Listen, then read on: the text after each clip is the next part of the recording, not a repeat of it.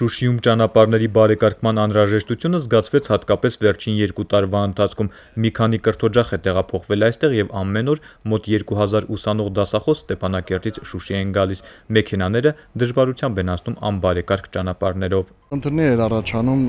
տրանսպորտը պիտի արդեն շրջանցեր կամ էլ միևնույն ժամանակ կանգնում էին դասախոսներ ուսանողները ոտով էին գնում։ Դա կանխորոշեց բարեկարգման աշխատանքների հիմնական ուղղությունը՝ կենտրոնական փողոցից դեպի նոր ձևավորված կրթօջախները։ Աշխատանքները զուգահեռաբար մի քանի փողոցներում են իրականացվում։ Ենթակառուցվածքներն անցկացված են, ճանապարհները լայնացված, սկսել են ասֆալտապատումը։ Ճանապարհային ասֆալտի շերտերը 4 սանտիմետր մանրահատիկ, 6 սանտիմետր խոշորահատիկ, բացի դա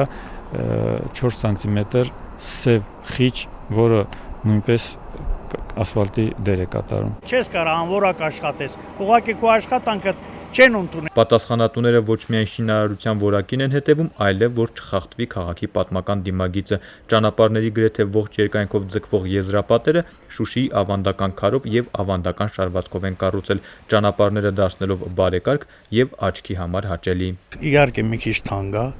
բայց թվում է քաղաքի տեսքը բերում այլ ավելի գեղեցիկ է, քան ինչ որ մեկ տնեք